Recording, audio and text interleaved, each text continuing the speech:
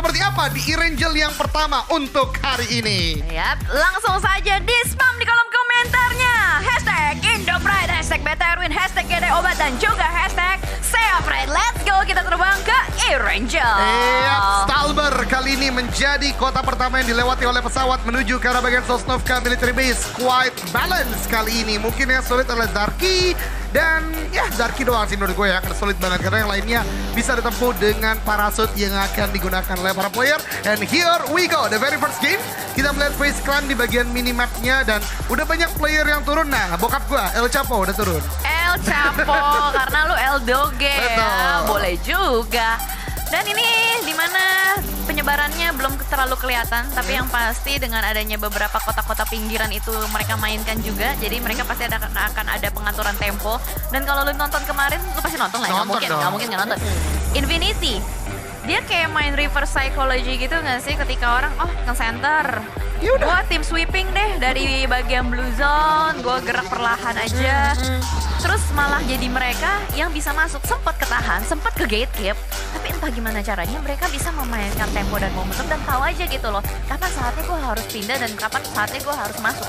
Sebenarnya kalau gue lihat dari di Infinity ya, gue setuju banget sama Jelly, mereka dari reverse psychology dan bisa untuk mainkan itu dengan baik. Tapi memang informasi yang mereka collect itu besar banget dari tembakan dari arah mana, kemudian juga depan dia udah mulai kosong atau enggak. Tapi ya itu adalah pembahasan sekitarnya aja, karena kali ini udah ada yang berkaitan Face Clan dan juga For Rivals, di mana Tony K udah punya M16, tapi dari For Rivals tadi udah punya sebuah bagi dan ya udah ngacir aja seorang A-Pool. Ternyata kali ini ada Vintores menggunakan motor 3 penumpang, tapi dilewatin aja karena For Rivals mau main objektif langsung menuju tempat yang dia butuhkan kali ini. Ya harusnya mereka akan menuju ke area sekitaran ruins gak sih? Biasanya kan ruins terus ke rumah-rumah kecilnya itu. Dan tadi melihat Cryptix yang ngambil ke arah bagian kanan, berarti dia nggak ngambil ke Zarky sama Giorgo ya? Tempat biasa dia ya? Biasanya, soalnya kemarin juga pas mereka stay di Giorgo, bukan stay sih, lebih tepatnya nge-loot di Giorgo, satu player keculik sama Vintores. Iya, Vintores dari jauh pakai mini 14 ya? Iya, jadi mungkin mereka nggak mau melakukan hal yang sama terus-menerus, karena semua yang repetitif itu pasti gampang banget kecerna sama tim lain, pasti gampang banget juga dicari counternya, dan mungkin dari situ kali. Padahal sebenarnya bisa diniatin gitu. Sebenarnya bisa aja kan, cari vehicle, maksa ke Zarky, bisa aja. Bisa banget. Tapi ya kembali lagi memang jalurnya tadi agak jauh ya kalau dari pesawat, sebagaimana yang gue bahas, memang Zarky agak pojok banget. Dan mungkin dengan pilihan mereka sekarang drop zone atau landing zone cepat, membuat mereka rotasinya bisa lebih cepat. Karena kemarin kalau boleh gue throwback lagi, selain Cryptic-nya kena sama Vintores, lagi rotasi ketemu Face Clan lagi. Jadi memang apes banget lah untuk Cryptic, El Chapo dan kawan-kawan. Tapi ini dia Reject yang udah berdekatan dengan Nova, tapi Devin di sini, Devin apa Divine? Lu pada bacanya? Kemarin sih ngediskus sama Pasta, Devine ya. Dengan kearifan lokal aja gitu. Bekasi banget ya. Ciputat ya. Ciputat sih ya kalau sekarang ya. Tapi ya Devine boleh lah, Devine lah. Itu tadi dia gak punya vest sama sekali. Kayaknya udah mulai kalkulasi ya, zona akan menuju ke arah bagian kiri. Jadi cepet banget prosesnya. Jauh tadi gue lihat dari Reject pun juga Nova. Ya kalau Nova udah biasa lah ya. Mereka melakukan hal demikian, nama scrapping Gatka juga. Karena mereka juga satu jalur kan ya, dari Reject dan Nova sendiri. Makanya tadi gak heran mereka bertubrukan, beriring-iringan juga. Tapi yang pasti mereka enak untuk dari drop zone, mereka gak terlalu harus bergerak jauh juga. Makanya that's why mereka tetap maksain aja menuju ke tempat mereka. Tapi menarik Infinity, mereka tetap stay untuk dari bagian Sosnovka Military Base. Bakalkah terjadi lagi pembegalan? Karena kemarin tuh sering banget. Kayaknya di bagian jembatan kiri itu ada dendam-dendam yang belum terselesaikan ya kan. Ketika 628 dikejar sama Infinity. Itu epic banget, dikejar sampai Gatka loh itu. Sampai bener-bener di ujung, kayak jauh sekali dari jalur pergerakannya, tapi tetap dikejar ya. Tapi menurut gue ya, Infinity one of the kind sih. Dia udah, kalau bilang aman menurut gue underestimate. Udah sangat aman mereka untuk karena Grand Final. Karena menurut gue belum terlihat rem untuk di Infinity Gel. Mereka bahkan kemarin berhasil mengumpulkan 64 poin. Tidak yang tertinggi memang, tapi secara kalkulasi kita tahu 2 minggu mereka nggak turun dari peringkat pertama gitu kan. Di peringkat ketiga, top 3. Karena di minggu kedua ada GD ya di peringkat pertama ya. Iya, itu tetap nyundul poin ke atas sih. Dan Genesis Dogma kalau mau ngejar sebenarnya bisa dengan 10 match. Tapi gimana pun juga itu memang harus benar-benar maksimal. Tapi ternyata kali ini memang pertemuannya selalu ini aja. Karena setup positioning dari Infinity dan Reject juga berada di tempat yang berdekatan. Bahkan Nuzi yang udah lebih duluan nyebrang. Sebelumnya kan nggak pernah tuh Nuzi ngambil sini kan. Secepat ini ya. Biasanya tuh Nuzi di belakang, di bagian jembatan. Nah ini yang mau gue bahas, Cel. Ini yang gue bahas ketika discuss juga dengan para analis dan juga caster lainnya. Ini yang ngebuat, nah itu dia baru gue bahas lagi. Logan, ini udah kayak akhirnya tim ini sudah stabil.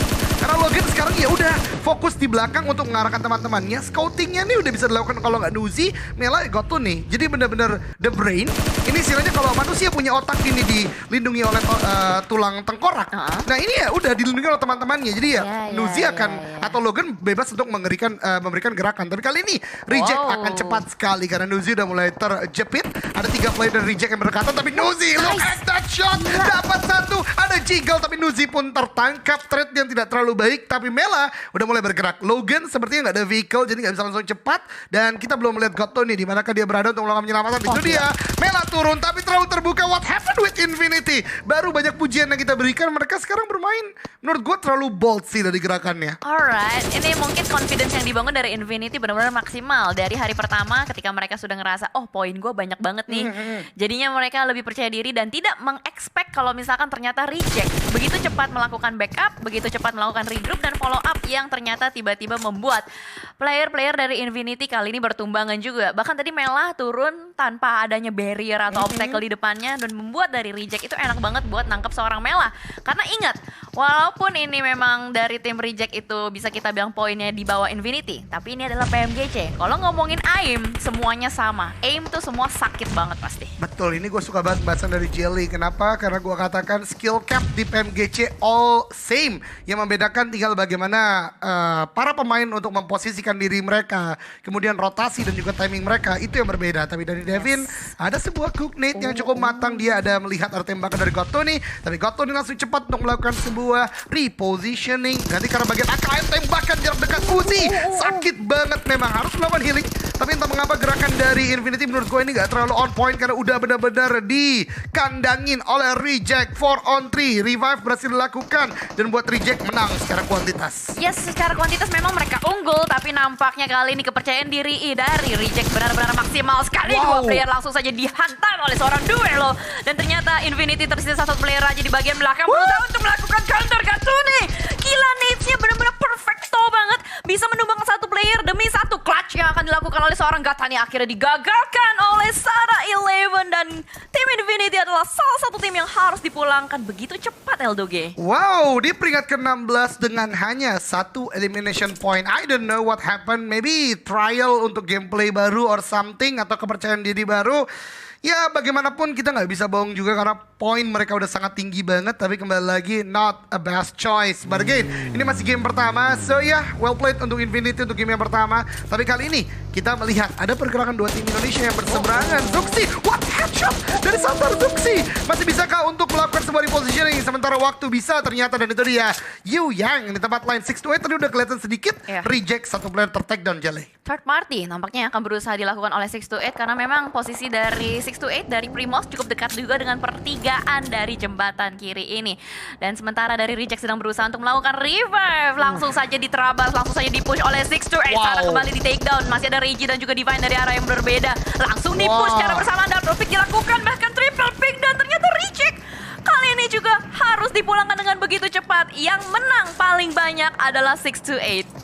Third party lagi dan lagi TP benar-benar berbahaya, apalagi tadi dari 6-8 juga nggak serta-merta melakukan push Jel. Tadi kalau kita lihat satu player udah mulai ke atas dulu, metain dulu di manakah player-player lawannya itu Reject, dan ya movement cepat kemudian juga terukur dengan 4 orang mereka berhasil untuk meratakan seluruh player dari Reject. Dan ya sebuah kerugian besar untuk kedua tim yaitu Infinity dan Reject karena tidak membawa pulang placement sama sekali. Tapi pertandingan akan dilanjutkan agak cukup tengah untuk zona kedua, dan lihat Nova setupnya udah ada di 3 titik yang berbeda, dan ini membuat mereka luas sekali secara vision. Lagi dan lagi open field sekitar Gatka dan Pochinki mereka mainkan. Alright, karena mereka juga bergeser nggak terlalu jauh dari drop zone mereka sendiri dari Nova. Jadi ini adalah tempat yang memang mereka sangat kuasai. Dan kalau kita ngomongin tim China, tim China ini adalah spesialis untuk third party. Kalau misalkan kita nonton turnamen atau liga dari China, region China sendiri pun, mereka selalu kebanyakan menang karena third party. Jadi mungkin dari situ, dari 6-8 mulai menunjukkan, alright, ini kayaknya saat yang tepat untuk kita menggunakan strategi-strategi third party. Karena entah kenapa, kalau kita ngeliatin turnamen atau liga di sana, mungkin karena FPP mode juga kali Ini ya. yang baru gue bahas. Behaviornya muncul karena FPP. Nah. Karena gimana sih kalau kita FPP kan aware kita cuma dari audio, ya dong. Dalam Audio. artian kita mendengar doang. Sama 180 juga Nah, kan. 180. Cuma kan 180 berarti kita nggak aware what is behind us gitu loh. Apa yang ada di belakang kita. Oleh karena third party akan menjadi salah satu strategi yang sangat baik banget. Apalagi ketika kita waktu itu di Elite Championship, PEC yang kita nge-cast, Jil. PAI. PAI. Nah itu kan benar-benar sebuah third party yang banyak digunakan. Tapi Betul. itu pembahasan sedikit dari kami berdua karena fight akan kembali lagi terjadi dan harusnya tidak terelakkan The Xavier. Laba-laba melawan MS Chonburi. Hiu. Widih, Hiu lawan Spiderman. Waduh, Spiderman betul juga ya. Cowok-cowok yang main ya. Iya kan? Kalau ada cewek jadi Spider Girl. Spider Woman dong. Iya juga. Iya dong. Oke lah kalau begitu. Tapi kayaknya ini bakal agak sedikit tarik mundur gak sih dari The Xavier? Udah mulai Xaviernya mendengar ya. ada beberapa nades yang dilontarkan juga. Kayak berusaha untuk nge-zoning out satu sama lain. Karena Bukit Kentang itu memang adalah salah satu tempat favorit juga untuk di set up oleh beberapa player dan beberapa tim. Mengingat dari The Xavier adalah salah satu tim yang sering banget untuk bermain di bagian Bukit Kentang. Jadi mungkin dari MS Chonburi sudah mengekspektasi kalau misalkan bakal ada yang mengisi bagian Bukit Kentang ini. Agak cukup lama juga karena mereka berdua lagi berpikir, berputar otak. Ini nggak bisa langsung aja hajar terabas kan kalau klasik kayak gitu. Mereka harus punya decision terlebih dahulu. Ini lebih baik gue push atau gue nunggu next zone-nya atau gue lebih baik ngekerangkengin mereka dan cari informasi. Karena memang masih zona kedua juga gak Nah, sih. itu Jadi dia. ya riskan banget, third party masih bisa terjadi juga. Dan kalau kita membahas Bukit Kentang ini kalau lihat dari bagian atas map ya udah high ground begitu aja. Padahal terrainnya beragam. Terlihat dari tadi pada bisa melakukan prone juga. Untuk nggak bisa langsung tertembak pun juga collecting information. Tapi berbicara bukit yang lain, bukit tertinggi di Erangel. Dua tim, Cryptic dan Face Clan lagi-lagi. Waduh. Lagi-lagi ketemu. Ini emang udah menjadi jodoh sih kayaknya mereka berdua. Different team, different landing zone, tapi Yes, ya. idenya sama kayak Iya, jadi iya, bertemu di sana Jelly. Mungkin karena dari Cryptic sendiri kan punya jalur rotasi dekat dengan Face Clan ya. Kayak mainnya itu dari arah Giorgio Paul. Jadi mungkin beberapa checkpoint itu ada beberapa pilihan yang sama. Dan kebetulan dengan circle yang seperti ini mereka punya pemikiran yang sama pada saat ini. Dan makanya itu mereka bertemu kembali di satu gunung yang sama juga. Bahkan menarik, Cryptic bergerak cukup jauh dari bagian Stalber sampai ke Giorgio Paul. Berarti Iya. mereka muter lewatin shooting range. Betul, juga. kemudian utara tadi kita lihat, kemudian masuk ke jembatan dan menuju ke arah bagian bukit tertinggi tadi ya Jel ya. Iya. So ya quite unik, tapi kita berpindah ini dia zona ketiga, zona penting untuk menentukan end game tentunya. Ada pergerakan tim Indonesia yang cukup mirip dari bagian tenggara, tapi Bigetron lebih cepat kali ini. Dan gua harap mereka belajar dari apa yang terjadi kemarin, gak lagi main di lower ground yang bisa di pick off dari bagian atas, and they learn. Mereka coba masuk ke dalam kota and hopefully akan menjadi hal yang bagus banget untuk Bigetron. Tapi ternyata udah ada yang menjaga, yaitu sang punya kota. Tapi Hamudi ter-take down, Liquid juga terkena, tapi harusnya masih bisa untuk melakukan revive. Zuxi masih cukup melimpungan, ada smoke sepertinya. Ya akan coba dibangun terlebih dahulu, meledak satu McLaren di sana. Tapi For Rival juga melakukan fight dengan Face Clan, Jelly. Yes, betul sekali, ada sebuah kokongan granat yang langsung saja masuk ke satu rumah. Bahkan ada follow up nades terus-menerus dilontarkan ke arah bagian depan. Tapi yang pasti dari Liquid nampaknya sudah mulai terkena granat dan mungkin dieliminasi begitu saja oleh Enigma Galaxy. Dan dari Face Clan pun hanya 2 player yang terpantau, belum terlalu ketahuan juga positioning yang lain ada di mana. Tapi dan Tony K pun tertangkap dari seorang Evi.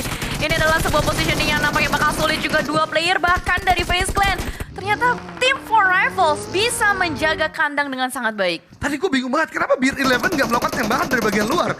Jelas-jelas sudah ada sebuah push, dia lihat juga ada vaulting, dan Tony K gak siap karena masih cook the nade. I don't know man, Face Clan kehilangan 2 player berarti ya? Yep. 2 player dari Face Clan tanpa fight yang menurut gue sangat mereka bisa menangkan karena dia yang menunggu terlebih dahulu. Tapi ya yang sudah terjadi di tempat lain dari Bigetron. Zuxi ter-take down oleh Stalwart. So ini tidak terlalu baik, sepertinya kota juga dicari oleh banyak tim. Kali ini mereka coba masuk dan udah mulai ter-take down satu persatu. Tapi harusnya Zuxi ini masih dalam hal yang bisa dilakukan revive. Dan benar sekali Luxi juga melakukan revive. Kota menjadi ramai. Genesis Dogma Gates, Nigma, Bigetron, ada Xavier juga di bagian high ground, dan Nova yang lagi-lagi controlling bagian open field-nya nih Jel. Wah gila, Nova controlling kota Pochinki dari arah yang berbeda.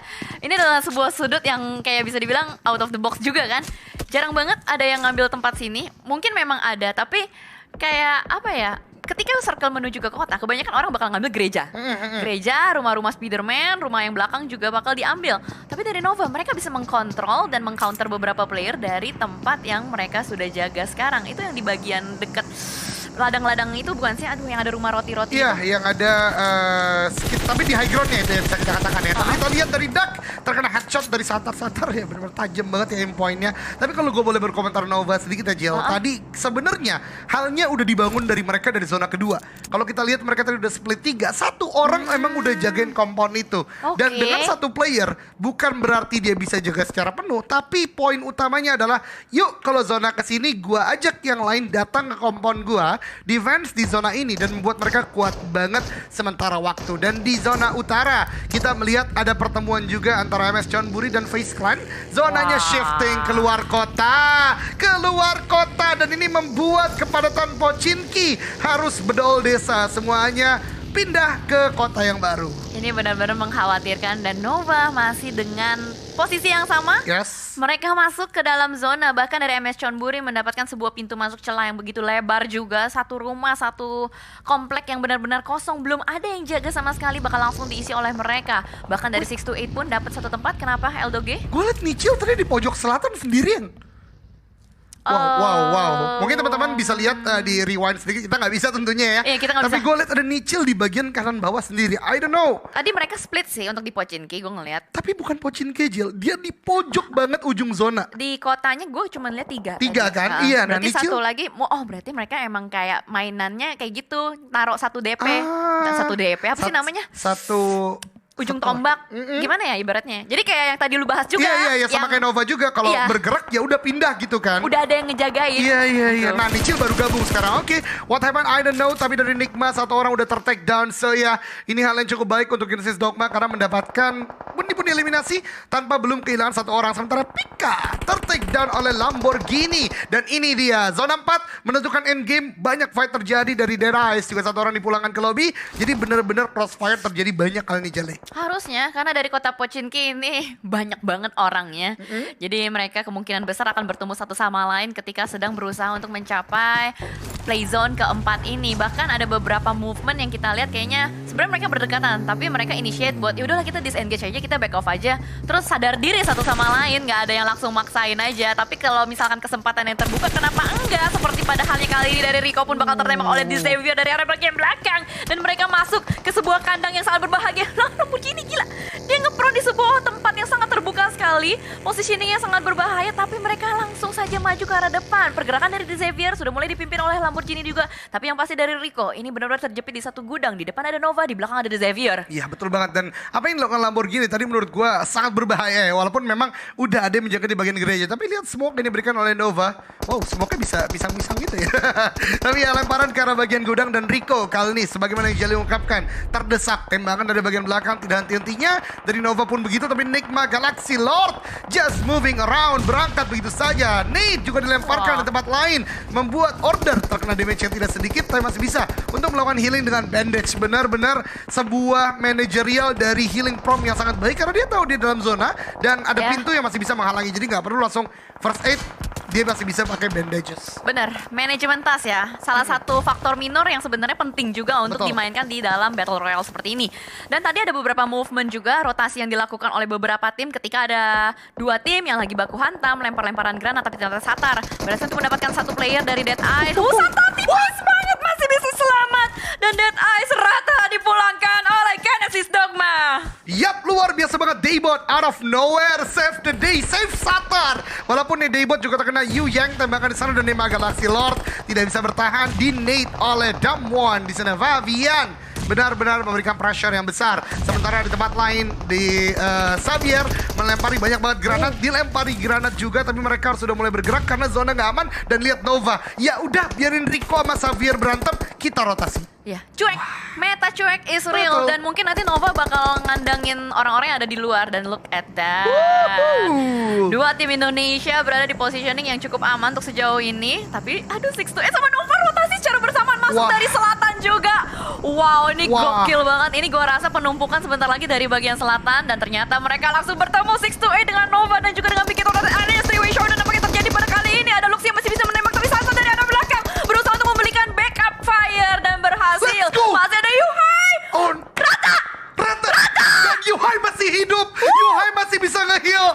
That was a good defense coming from Bigetron Red Alliance. And out of nowhere 5 elimination masuk ke kantong dari Bigetron Red Alliance. Yuk Yuhai bisa nge-heal dulu, set up dulu, baru revive kedua kawanmu. Tapi di bagian ini Rico ternyata belum bergerak. Pergerakan terlalu cepat oleh Nova. Dan juga 628 tadi membuat sebuah dampak yang buruk bagi kedua tim. Bahkan Nova kehilangan 2 player dan dari 628 hilang seluruh playernya. For Rivals juga masih menjaga di bagian ini. Damwon di bagian belakang. Vavian low HP sekali. Ada juga Playzone. Kayaknya udah selamat situ Vavian. Dan itu dia turun dong. Knockdown oleh Zona.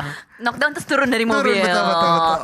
Alright, dan juga dari Damwon kayaknya masih selamat satu player terakhir yaitu Juni yang lagi berlari-lari di bulan Desember juga. Dan For Rivals mereka masih lengkap dengan 4 orang. Ini berbahaya kalau For Rivals dibiarkan 4 orang selamat sampai ke late game. Dan ternyata Genesis Dogma juga masih berada di tempat yang sangat aman walaupun ini memang open field, tapi ada beberapa lower ground yang benar-benar tipis banget. Walaupun kita bisa bilang ini adalah flat ground, seenggaknya masih punya beberapa mobil, beberapa smoke setup bisa dibangun juga untuk sementara waktu supaya mereka bisa selamat sampai next zone-nya. Betul sekali, tapi sepertinya ada sebuah knockdown yang langsung di-end oleh Bigetron ke arah Genesis Dogma. Ini memang terjadi dan kita tidak boleh untuk menghujat keduanya karena memang mereka berada dalam pergerakan yang sama. Sementara Nova, ada King dan juga Jimmy yang masih melakukan pengamatan dari bagian tengah zona. Dan ini dia aerial view, drone kita sudah mengudara dari Bigetron, bertahan di bagian selatan. Ada satu tim yang menurut gue belum keganggu-gugat dari tadi yaitu MS Chonburi. Dia aman aja di bagian kiri atas, jadi watching tower mengamati aja. Dan dari Nova, Jimmy ter-take down oleh Damwon Gaming kali ini. Last man standing yang masih bisa fight juga, dan ternyata dari bagian dalam sebuah rumah terjadi fight yang cukup signifikan. Ada Cryptix yang sudah mulai digempur habis-habisan oleh For Rivals. Masih ada usaha penyelamatan untuk seorang Apple yang dilakukan, tapi teman-teman dari For Rivals lain akan berusaha memasak nades menuju ke lantai 2, second floor. Sudah mulai meledak banyak sekali nades. Marshall terkikis, HP-nya El Chapo berhasil diamankan juga dan masih bisa bertahan, tapi ternyata ada sebuah kemenangan nyata dari Lazy Boy menumbangkan seorang Apple. Oke. Betul sekali, tapi pemburu menjadi the last man standing. Diburu kali ini, low HP, tembakan ke arah bagian bawah belum ter-take down, tapi For Rival pemburu akhirnya ter-take down out of nowhere. Juga dipulangkan Cryptic. Stand strong, El Chapo pulang. L yang lainnya kuat ternyata dari Cryptic. Wow, gila. Tadi gue kira tadi For Rivals yang bakal menangin compound tersebut loh. Tapi ternyata tadi satu nades yang membuka jalan dan mengubah segalanya dari Lazy Boy. Betul, momentumnya banget. Tapi kali ini Yuhai akan coba bergerak. Ada Genesis Dogma yang masih mengamati smoke. Demi smoke udah mulai dibangun karena dia butuh untuk push ke arah bagian dalam, ke arah bagian GD. Tapi tembakan dari Boom sudah mulai dilakukan. This is not an ideal situation yang mau kita lihat. Tapi kembali lagi memang terjadi. Boom, low HP tembakin dari bagian belakang. Tapi lihat, Senkai ternyata yang memberikan sebuah dampak untuk Genesis Dogma. Dan langsung di end begitu saja. GD hanya misalkan 2 player aktif. Sementara BTR masih coba masuk dari bagian selatan. Cryptix enak banget. Dia ada satu rumah di bagian utara, tapi hati-hati untuk Cryptix karena sebentar lagi MS Chonburi juga bakal mendekat ke arah kalian. Kalian akan bertemu juga sebentar lagi, tapi sementara waktu ini dari BTR dan juga Genesis Dogma masih baku hantam. 2 player dari BTR ditumbangkan begitu saja, hanya tersisa satu kepala suku dari bagian belakang. Dan ternyata ada sebuah counter, bukan counter melainkan third party dari arah berbeda. Lazy Boy menembak dari kejauhan. Begitupun juga dengan Marshall. Daybot yang masih bertahan. Begitu low HP-nya masih belum terdeteksi dan Wah, Cryptix sih. Cryptix gila, tapi Cryptix menyelamatkan BTR secara nggak langsung. Iya, betul banget. Benar-benar menerapkan sebuah crossfire ya ke arah Genesis Dogma yang ternyata tadi open banget. Dan Damwon di bagian belakang juga terlihat top 5 untuk Bigetron Red Alliance. Well played tadi untuk GD karena setidaknya juga membawa pulang poin lebih tinggi daripada Infinity. But again, kali ini dia top 5 sementara waktu. BTR lagi dan lagi memang kesulitan banget. Revive sedang coba dilakukan sementara MS Chonburi memberikan sebuah pressure. Ini Cryptic tadi menjaga pemain-pemain selatan. Sekarang mereka harus jaga badan karena ada MS Chonburi dan Face Clan yang ternyata masih selamat dengan 1 orang, Jelly. Masih ada Vintores ya? Iya, sepertinya tadi Vintores. Kalau nggak salah tadi masih ada Vintores yang bertahan di bagian belakang juga. Nah, itu dia. Betul sekali, lagi ngeret juga dari bagian belakang, melempar sebuah granat Jasper. Meledak langsung persis di depan muka dari seorang Vintores. Masih berusaha untuk dilontarkan nades terus-menerus, mau mencari, udah geser. Dan Vintores rata sudah karena MS Chonburi dari Pop Z berhasil untuk ngeflank dari area bagian belakang juga. Dan dua-dua tim ini lagi pada bonyok-bonyokan. BTR sebenarnya ada momentum untuk selamat, tapi ada King, ada Nova sebagai last man standing dan pada akhirnya terdeteksi oleh Yuhai Boy. Ini dia top 3 untuk Bigetron Red Alliance. Ini benar-benar sebuah momentum. Kita doakan akan ada chicken dinner dari Indonesia, terutama dari BTR. Tapi zonanya kali ini shifting lagi ke bagian depan. Dan Yuhai lihat pergerakannya. Ada Jiggle sembari nge-crouch, dapat sebuah airdrop juga. Masuk dalam zona, masih ada satu McLaren untuk digunakan. Dan bonyok-bonyokan. Silahkan MS Chanburi dan Cryptic. Perang saja kalian. Need dilemparkan. Bonsai tertake dan Pop Z007. Bisakah menyelesaikan misi impossible kali ini? Tapi tembakan ke bagian dalam. Ditembakkan dan rata. MS Chanburi rata. 2 knockdown untuk Cryptic. This is the moment untuk bikin Tron Cavaliers. And look at that movement. Mereka langsung bergerak, menyebar, move as a unit. Tidak kasih kesempatan untuk Cryptic dapat maju ke bagian depan. And Yuhai boy benar-benar menjadi jangkar sebuah ujung tombak. Knockdown lagi ke arah Senkai. Lazy Boy last man standing. Tidak ada kesempatan bagi Cryptic kali ini. Dikejar semuanya, diburu semuanya. Yuhai melihat, Yuhai menembak ke bagian depan. Lazy Boy masih melakukan tembakan juga. Groze sakit banget sih dari Yuhai. Bikin Tron Cavaliers. Winner chicken dinner Indonesia.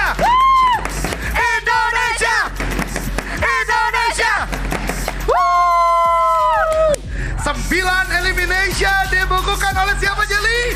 Oleh Bigetron Red Alliance. Indo Pride nih bos. Strangle dong. Saya pride sih. Saya pride. Oke. Gokil.